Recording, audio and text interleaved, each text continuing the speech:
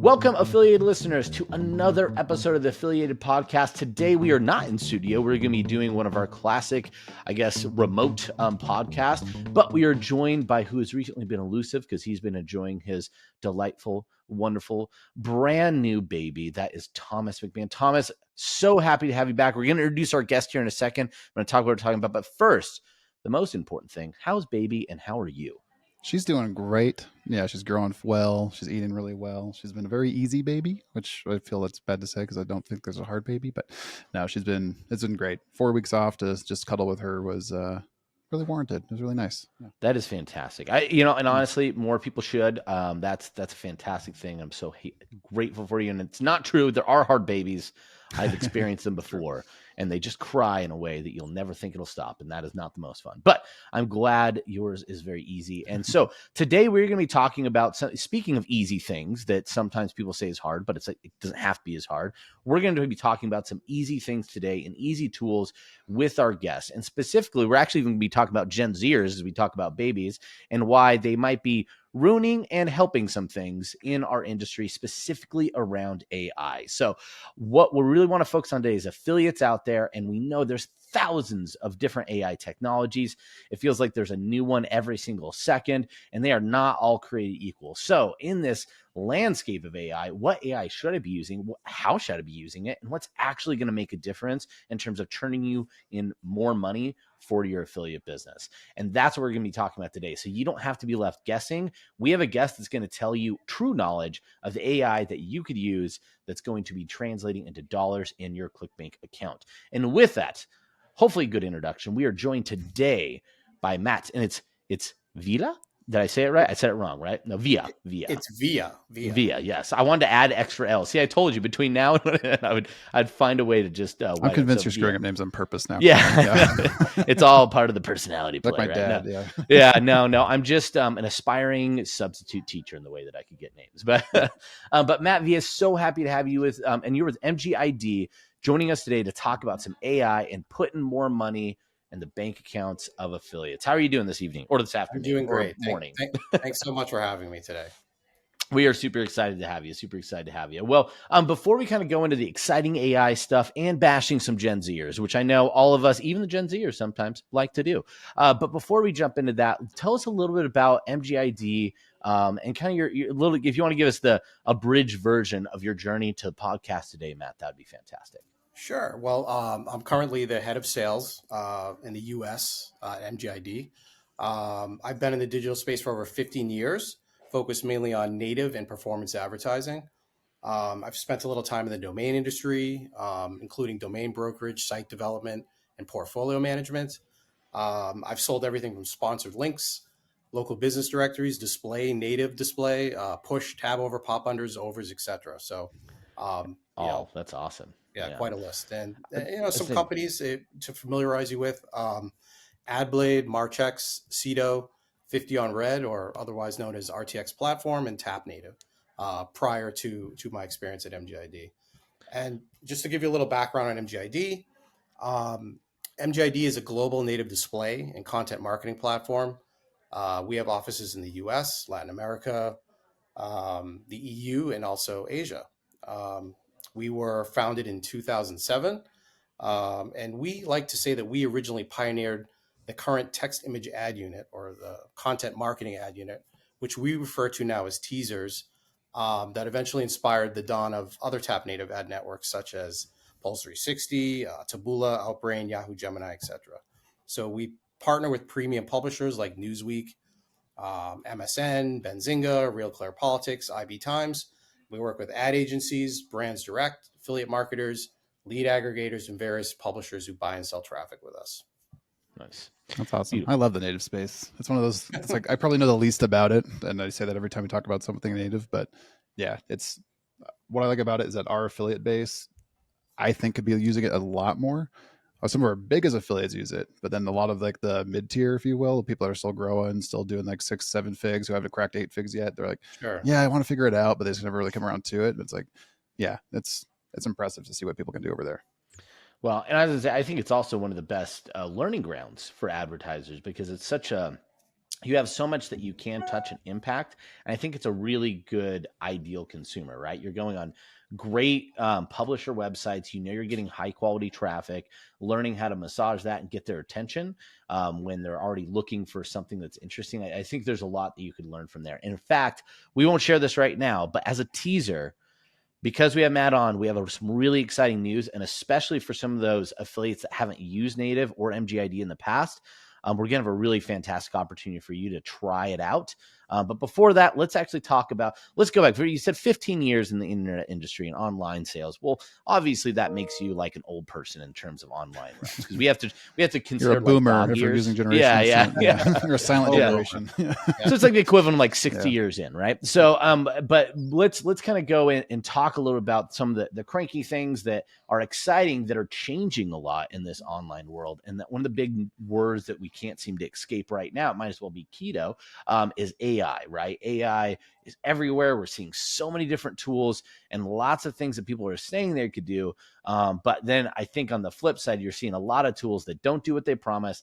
They definitely aren't doing a very good job. And I would say the majority of AI feels like it's almost accelerating the regression to the mean, right? We're really producing a lot of average at high volume, but that isn't everything that AI could do. So with that, what I'd love to talk about with you, Matt, is kind of what you guys are doing, what you're seeing on the ad side. Well, you're going to see obviously publishers and advertisers, kind of both sides, and some of the tools that you guys have been using and even developing with AI that's having a huge difference. So I don't know kind of where you want to start. Actually, I think a sure. great area to start would be maybe some of the Gen Z stuff you're talking about. But yeah, first, just talk a little about how AI has been changing your guys' business.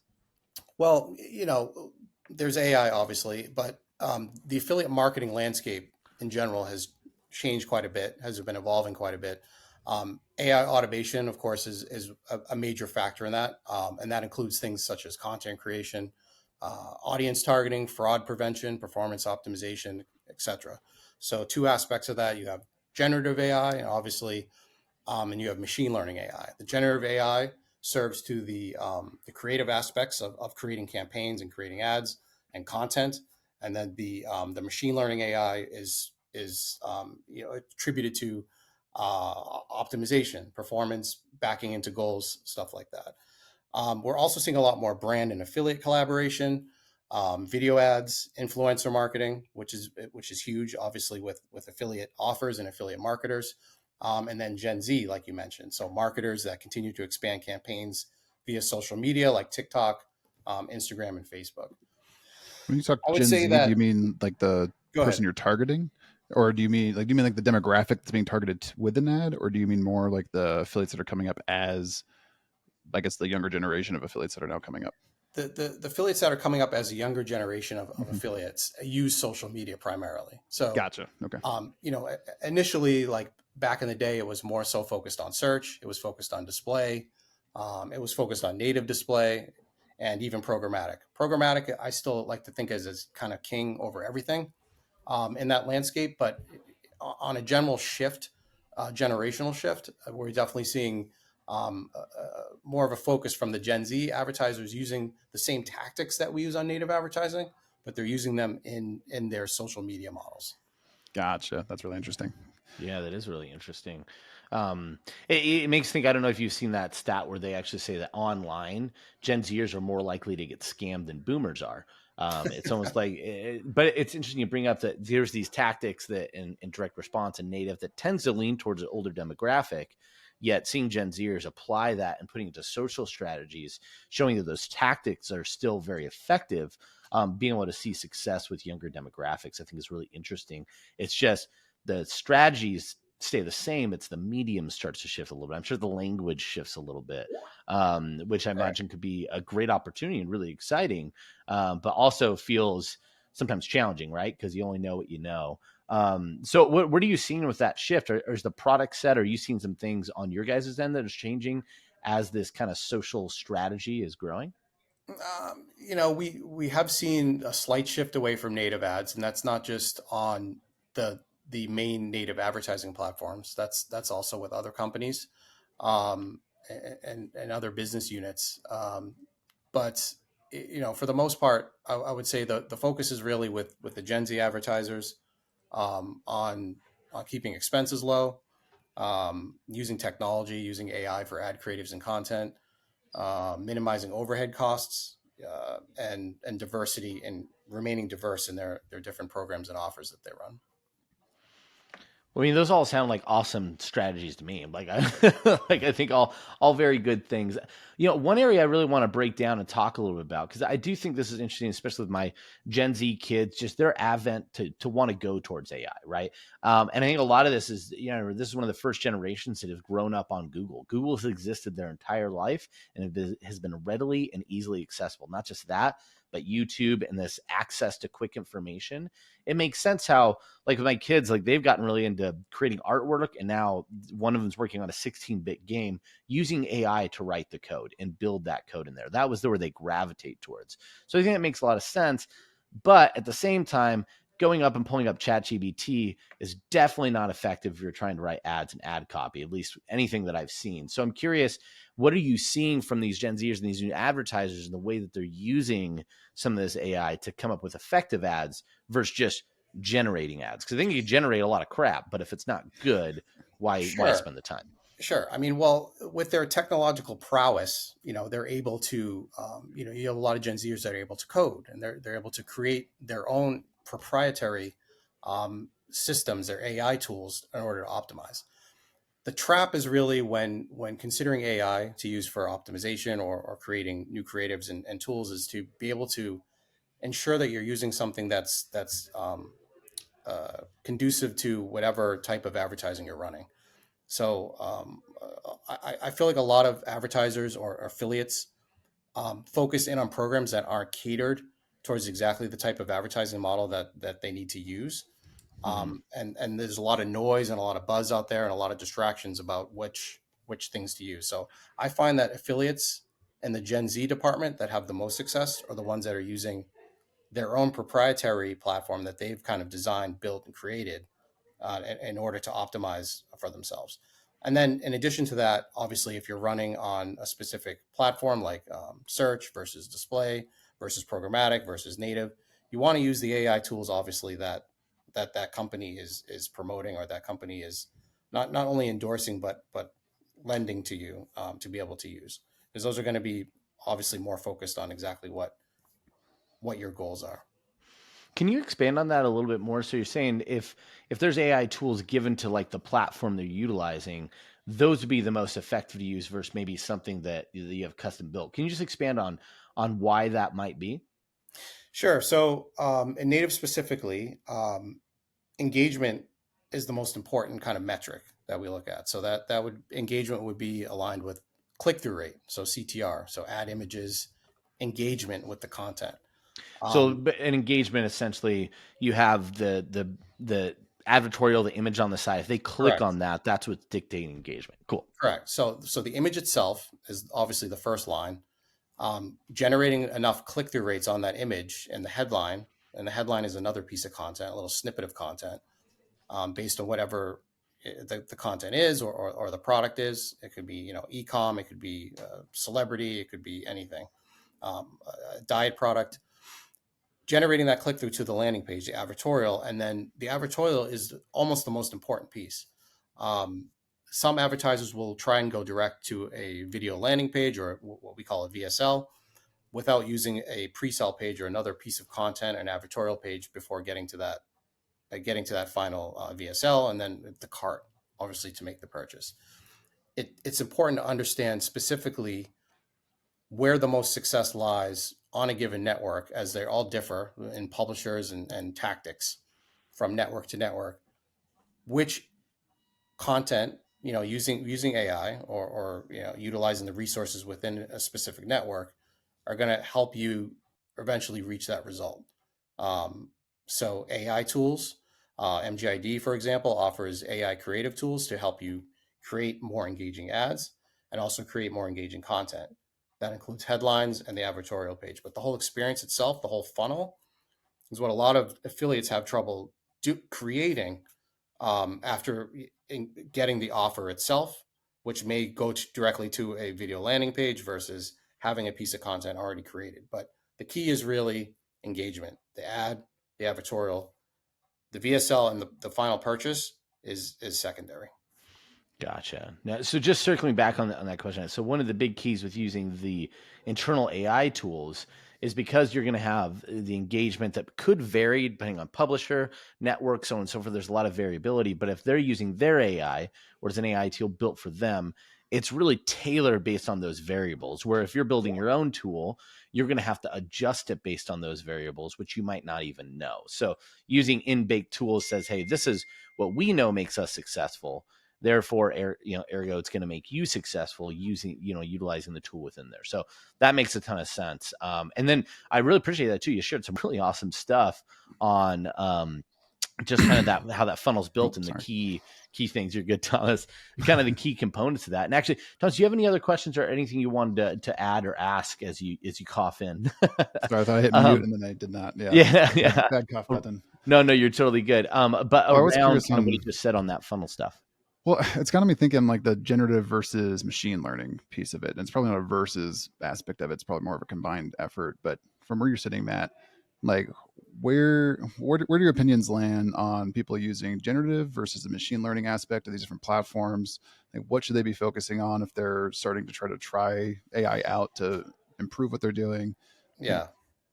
They should, for generative, you should be utilizing whatever the specific ad network offers, obviously, because it's part of the ad creation process anyway. And they're going to have data points and that rely on previous campaigns that might function in a similar vertical and be able to produce similar results.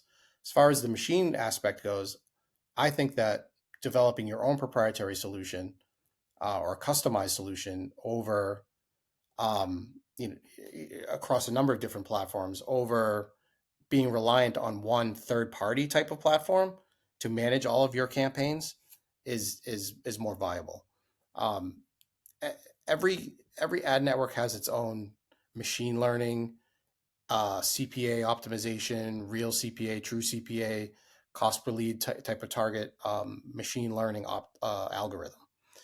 But in order for you to achieve what you're looking to achieve on your side, you still need to, I feel like you should still try and develop your own proprietary internal solution to optimize with that, either by integrating with the network and managing it yourself internally, rather than being reliant on third-party systems to do the machine learning aspect of it. That's just my personal opinion. That's the feedback I've also received from a lot of affiliates out there who've tried a number of different third-party platforms, and it wasn't customized enough to be able to achieve the results that they wanted to achieve.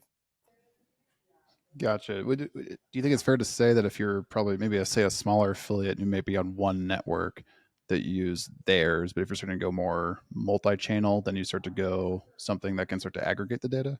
Correct. And when you multi-channel, there's a lot of different tools, AI tools out there that profess to be able to offer you a all-encompassing solution to run across all different models, but it's not necessarily true. And by the time you spend money on that solution, you'll realize that pretty soon that it wasn't really the best option. Yeah. And this might be an overly advanced technical question, so we don't have to go pulling this thread too hard. But the biggest question that pops in mind is how. It's like, as Thomas starts vigorously writing notes when you answer, right? Yeah, that's not be Charlie Day with a whiteboard kind of thing. Like, how do you have any insight into how people are developing these tools and like to be able to actually do this themselves, or to use a third party? I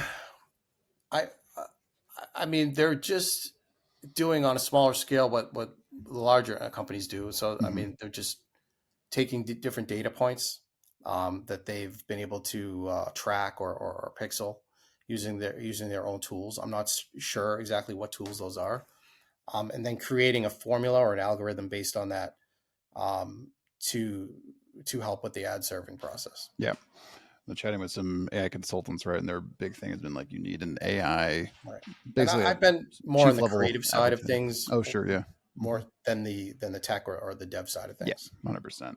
Yeah, having someone in your company, whether it's you or someone else, who's going to be that kind of that chief AI officer, right? Who can actually kind of be the one figuring this stuff out and like, okay, how this is going to plumb together. You can tell them what you need it to do, then you'll figure out how to make it do that. Because that's the hard part. So I'm an entrepreneur. How do I actually find time when I have to build all these ad creatives and get them launched and keep them testing? It's like, Yeah, you start to Right, kind of peel exactly. off your efforts. You hire Mhm. people to do that and get people operating it. Sure. And another, I think, important thing for advertisers or affiliates is I mentioned cost efficiencies, saving money, and manpower. Uh, In the past, like a few years ago, the main challenge was really having to employ a number of different people or outsource work to a number of different individuals to either buy media, optimize the media, and track media. Because it's very difficult when you start running multi-platform campaigns to be able to track everything and optimize everything efficiently. But the AI tools also enable you to not have to rely on so many people to to track and optimize campaigns on a daily basis and create new ads and content every day on a daily basis.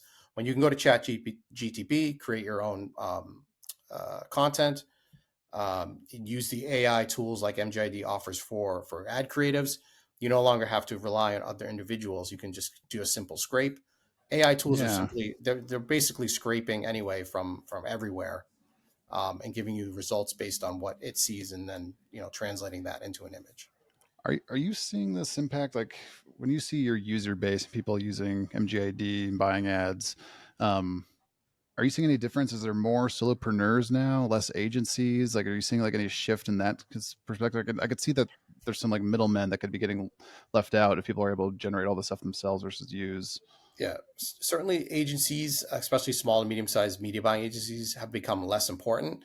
And then the media buyers who traditionally, were those affiliates, are starting to create their own media buying agencies on a smaller scale to attract the larger advertisers that normally would go through the agencies because they have the experience and the skills and the unique ability to utilize specific AI tools for specific advertising platforms.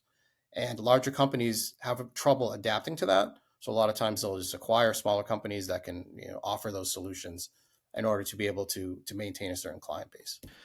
Which, I mean, that sounds like such an exciting opportunity here for a lot of entrepreneurs that might be listening. Sometimes it's hard as an affiliate to think about an exit, but if you get really good at this AI technology, you're building stuff, you understand how to buy media and use AI tools to really scale in ways that others are not. That's a distinct advantage to where you could be acquired because of that IP, the fact that you know something first, and this is all very, very new to this world, but everyone knows it's where everything's going, right? So definitely a good place to be. And I think one thing I will add on there, I imagine with some of the ad creative and things that you could start doing is knowing how to do research through AI and build the targeting. It now opens up an agency that I think truly could almost be niche agnostic, right? Which is sometimes challenging. Most media buying agencies specialize in a product set or something like that, but if your specialization is AI, in a way, if you're good enough, it eliminates your need for niches. It eliminates need for specialization beyond anything than AI because the AI will know the answers to those questions that previously people had to know. So now you just need to know how to use the AI and in turn use it for buying ads. So that's super exciting. Now Agreed. we've danced a little bit around some of the creative stuff, but you've been talking about it. Now I'm really excited. As somebody that, so you can see, I have a collection of weird creative things in my background. Always love that.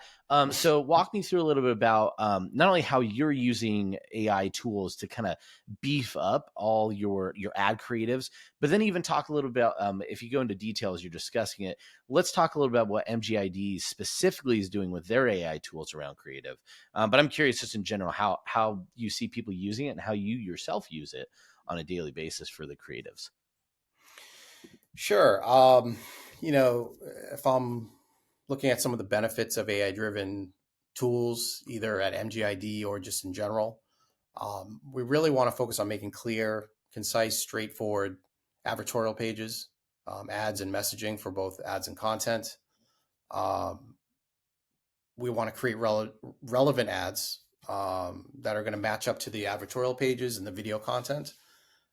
There's a really high emphasis recently on avoiding clickbait, um, or ads that are either offensive or a lot of ad networks are starting to shy away from or discourage or ban.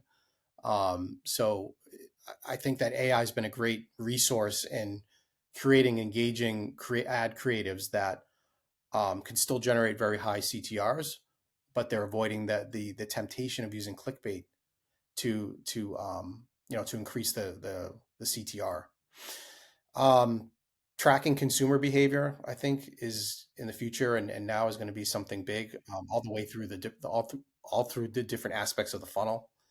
Well, Um, and I want to spend a little more time talking about that research and the analytics and how AI could start reading stuff. But just to circle back to the creative, because you said something I thought was really interesting.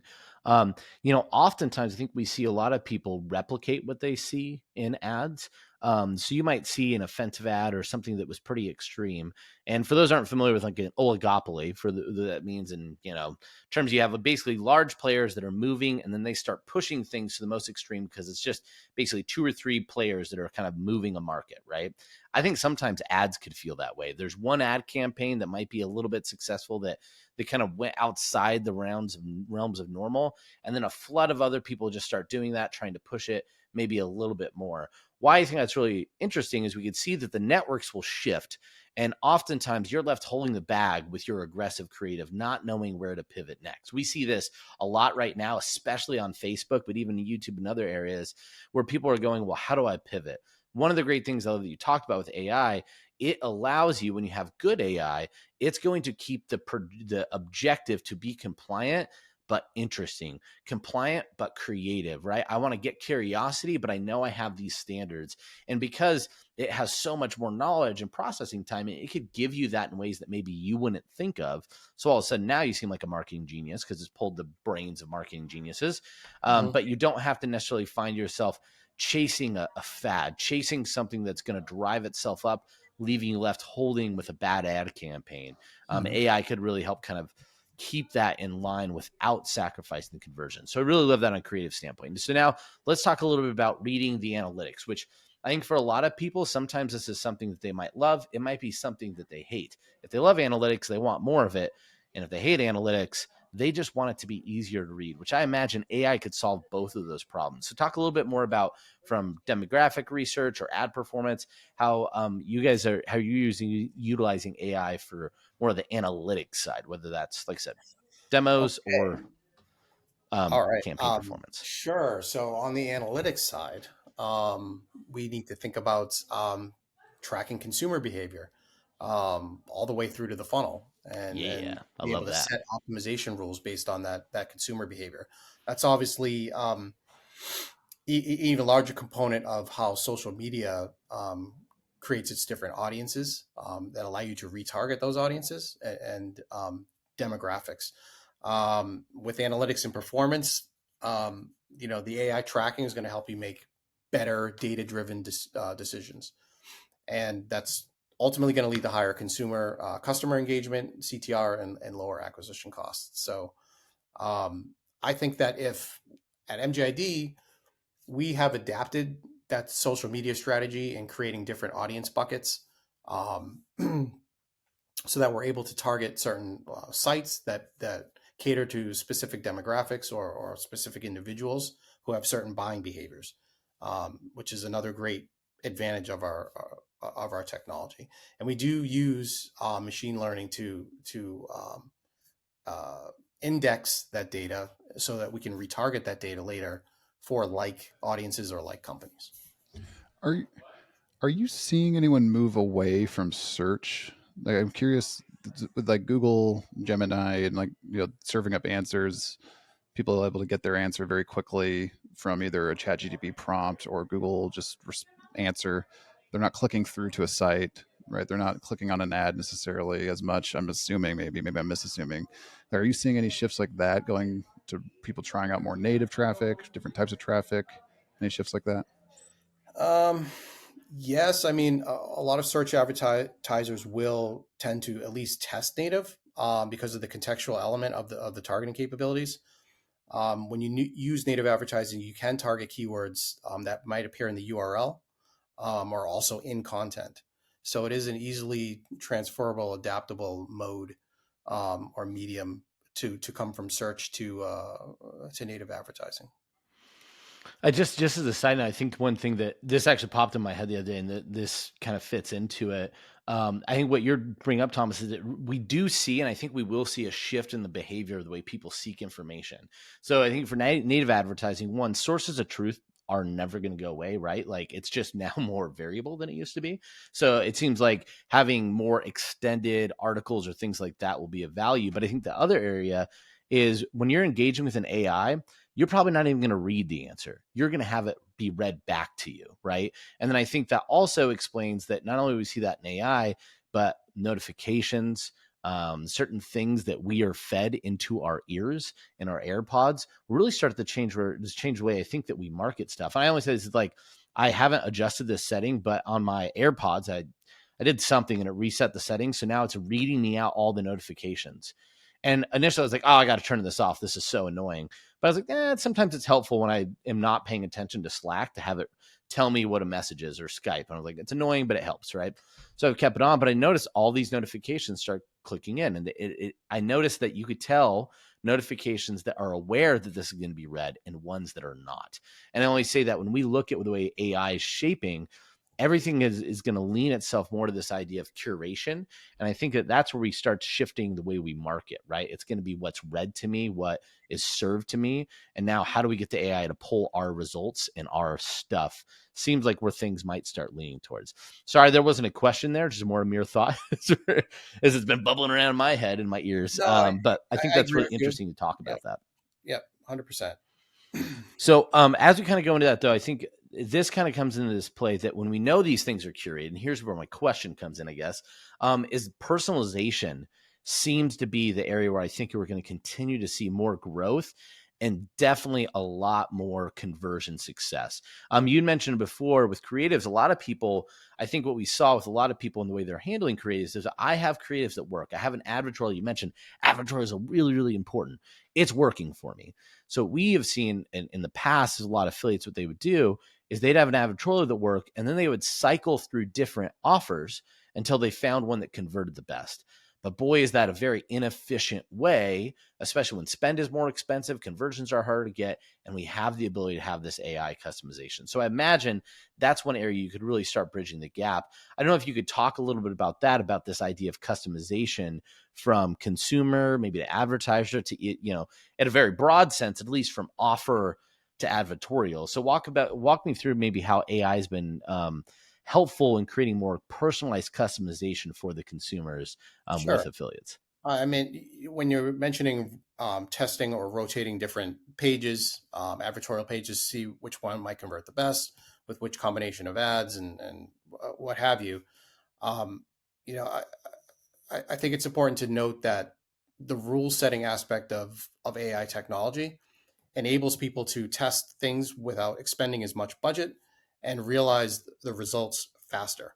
So, rather than kind of A/B testing different landing pages for 5 days at a considerable daily budget to kind of understand which one is going to convert better in the long run, I think by AI optimization tools and machine learning tools allow the advertiser to realize these results faster with the rule setting capabilities. That's awesome.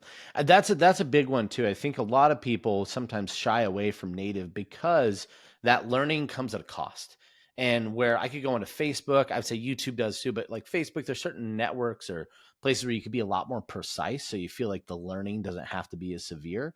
But knowing, like you said, that if you could use AI and machine learning to accelerate those learnings so you don't have to spend as much, and then you could flip around and turn to an optimized campaign, that's got to make a huge difference. So I'd almost think that if you're going with a network that has good AI tools, now would be probably the best time to start testing native because you have tools that can make what is a great traffic source that maybe was a little bit challenging for some people to get started in a hell of a lot easier. With some of these AI tools. So I mean, this is me just totally like extrapolating what you're No, saying, but would you agree? Is that kind of one of the we big do. differences you guys are seeing with AI? We do, and we do understand those learnings faster internally, and we also have a wonderful team internally that helping us manage the campaigns faster, so that advertisers don't have to rely on a self-serve environment necessarily to achieve those results either. So, Nice. things can be as turnkey as you like, or things can be as managed as you like on MGID. That's awesome. Okay, well, let me actually give a scenario for you real fast, Matt. So we have a lot of people in this scenario. I am, started affiliate marketing online and paid media through Facebook and YouTube about 2 years ago. Things were great. I was like, I'm going to buy my mom a house. Life is good. And then over the last year, we can say over the this year, right? All that seems to sound like it feels like a pipe dream or a nightmare that isn't going to happen, right? My campaigns are getting shut down. I might have good ROI, but it collapses on me really fast. I feel like everything's getting more expensive. My results are getting worse. So I'm coming over, I listen to this podcast. I'm like, great, I should try native. I haven't tried it before. What is that experience like? And how would you guide that person from, I've had some success, I'm not having it right now in different mediums. Now I want to go over and use some of these AI tools and try out native with MGID. What does that look like? Well, comparatively speaking, the MGID experience is going to help you, keep your expenses low. It's a very little barrier to entry or buy-in. Um, we don't set unreasonable minimums in order for affiliates to come in and start spending money. You can start with a few $100s, cap your daily spends, set different objectives, set different rules, and get support from our team internally here in operations. You can obviously avoid fines by staying compliant. We'll help you do that. We have a very active moderation team here um, to enable that you stay compliant in terms of your ad creatives, landing pages, and your shopping carts. They're going to be able to optimize campaigns with the AI and lean on our operations team, account management team to help them optimize campaigns. And they're going to be able to use the AI for the ad creatives and the content to create more compliant, engaging ads and content. Ultimately, you're going to minimize your costs um, by using MGID. You're going to minimize the bandwidth that you typically need to spend either employing other people to help you manage the campaigns or running them yourself so that you'll have more time to do the things that you need to focus on. Um, and you'll be able to diversify your current programs. So if you're running on some of our competing ad networks and you want to gain access to more publishers that you're not gaining access on, come to MGID. Nice. So essentially, less cost, more time, and more money. Those all seem like things that people should want, right? Now, are there some particular offers that you're seeing maybe in the ClickBank realm that are really succeeding on your platform right now? Again, I kind of sprung this on you, so if you don't know, no worries. But if there are maybe some product types, or even if you know of some specific products that are doing really well, I'm sure the affiliates would love that, so they can know what at ClickBank they could pick, select, and start promoting on MGID. Yes. Well, we still have a very strong output in the Nutra space. So diet, skin, those types of health oriented focuses. Um, Another one I would say is very strong and also very popular with the Gen Z audience is ecom. We tend to see a lot of ecom affiliates running on Shopify, eBay, those types of platforms, Amazon. But No, those go ahead. real fast, Matt, because I think ecom in our circles gets a lot of interesting definitions, and it's not the same as what other people are referring to when they say ecom. So when you say ecom products, can you just give me some examples of what these products look like or what the products Native might be? e-com products are, I would say, fall into more of the gadgets category. Yep. If you're familiar with gadgets and things like that, that can be related to health or just cleaning products, simplifying your life on a daily basis, stuff like that. So Almost like as seen on TV products in a way.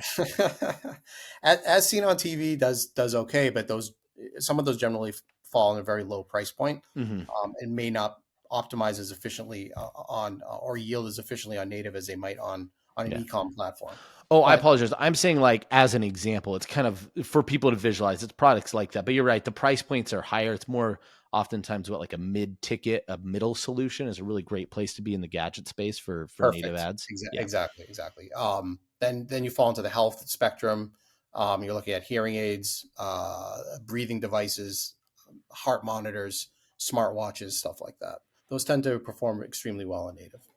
Gotcha. I was Perfect. curious if you have any like stories or examples, case studies, if you will, of different affiliates that have maybe done some of these things that you've been talking about. They've started using these tools, the results they've been having, anything like that. I'm not sure who I can name specifically. Sure, we can call him If you Joe. just make Or, up a yeah. name, yeah, as long as the Y- results are Yeah. real, then you could use whatever name you want. Sure. Well, we've have a major finance advertiser who utilizes a lot of our direct publisher placements, but also taps into some of our programmatic capabilities. So we have a team inside that could also leverage programmatic inventory through Google ADX and other channels to be able to target more audiences, like audiences and demographics that they need to utilize without having to do this themselves. A lot of companies don't have an internal media buying team that's able to navigate, leverage, and facilitate campaigns on a programmatic basis. They don't know how to do it. They don't know how to do it efficiently. That's something that we've been able to do, and we've had a lot of great success using these tools for both direct campaigns and programmatic campaigns for this financial advertiser to be able to scale up quite considerably, spending close to tens of thousands of dollars a day. That's very cool. Yeah, Yeah. that is awesome. And to know that I think oftentimes people aren't sure that's a number that you could even hit on daily spend with native, and knowing that's very, very possible. It is And with possible, great ROI is even better. but and it requires a lot of activity, meaning a lot of new ads being tested on a daily basis. And those AI creative tools help us to be able to create mass amounts of new ads, new headlines, and even new content if needed to be able to keep rotating through the system to see which one's going to generate the highest click-through rate and the best conversion rate. Beautiful. Perfect. Well, man, I mean that's amazing. I think just in summation, guys, we don't want to take too much more of your time. I mentioned before, there is something exciting that we have to mention specifically with Matt involving the listeners and ClickBank as a whole. But just want to say I appreciate it so much with coming on here today, and just in summation for all you media buyers out there and affiliates. And I would even say maybe you're not buying media, maybe you're even an offer owner. Having control over this medium and being able to get into it and using these AI tools to make it accessible in a way that it really hasn't been in the past, it just behooves you at a time that we see that a lot of networks and traffic and I'd say the environment of marketing is changing. And through these changes, we see two things. We see people that don't change and die and disappear, right? That we're going to see exits into the industry. And I don't say this to be like rude or be like, obviously we like full scarcity sometimes or something like that, but it's just the reality that we see at times of transition. Right. The other thing we see in times of transition are pockets of opportunity that open up. So as many people are going to go the ways of Sears and big box retail, right, that we saw in the past, there are going to be new companies and new individuals that take advantage of this shifts in these openings of opportunity throughout this movement and change. And you guys, one of your listeners could be one of them. So that's why I really encourage you to go and test out native right now with these AI tools. You're just going to be seeing some things and efficiencies you can't get in the other networks. And you definitely even couldn't get in this platform and this channel in the past. So right now is a beautiful time to do so. And with that, we are going to give you guys an extra opportunity to make it even more worth your while. So Matt and the team at MGID are fantastic, and they actually have started partnering with us, which is super exciting. I'll let Thomas talk a little bit more about it as our director of partners and all that amazing stuff. He can tell us a little bit more about what that means. But guys, this is going to make what I just said and the opportunity of native even better. So with that, I'll send it over your way, Thomas. I don't want to steal all of Allison Caulfield's thunder because she's been setting this up as our director of partnerships over here. But yeah, ClickBank and MGID have been partnering up. We're going to be offering you some really cool things around that. Allison's working hard with the team over there to make sure that offers are getting, kind of pre-vetted, pre-approved, that affiliates can have a fast track action over there, good intros over there. But Matt, I'd love for you to talk about a little bit about the bonus that you're offering people from ClickBank that are come over to MGID to get started, because it's a pretty healthy boost to some spend. Yep. We're super excited about the partnership and very grateful. ClickBank's obviously been a huge player in the space for over a decade and generating lots of revenue for different ad networks and affiliates. So we're super excited. First time users will receive a 25% bonus on their campaigns. So I'd like to just put that out there and see how many affiliates we can get on board. So is there a cap on that? If I want to drop $100,000, do I get 25 grand in bonus? I'll say no cap for that amount of money. That's pretty significant, right? So, especially, I mean, even for smaller budgets, if you just want to drop $1,000 on a test or something, having an extra $250 going towards ad spend is pretty healthy boost there to a new test campaign on a new channel. Mm-hmm. Well, and knowing that you can put the caps on there and automations and inviting efficiency into these campaigns, and now extra dollars, 25% additional on your spend. Yeah. Listen, I think right now, if we're talking about 25% on anything involving cash, it probably means you're describing inflation right now. So I think the fact that this is actually just more money that you get to spend that isn't attached to increased taxes or something is really, really fantastic and a great time to take advantage of it. So 25% uncapped. We actually have a special link for you guys to go to as a part of the partnership. I'm going to try and say it out loud for those that's the way that you remember things, not me, but we'll also include this in the show notes. So if you go to lc.mgid.com/clickbank, you're going to see and get access to this very special page with this exclusive offer. And Matt, I'm imagining this is not going to be forever. There's probably a limited time frame, even if we don't know what that is. Or is this actually, kind of interesting? Just to clarify, it's 25%, but it's on the first deposit. You want to be incentivized to obviously drop the largest deposit possible to receive those earnings back.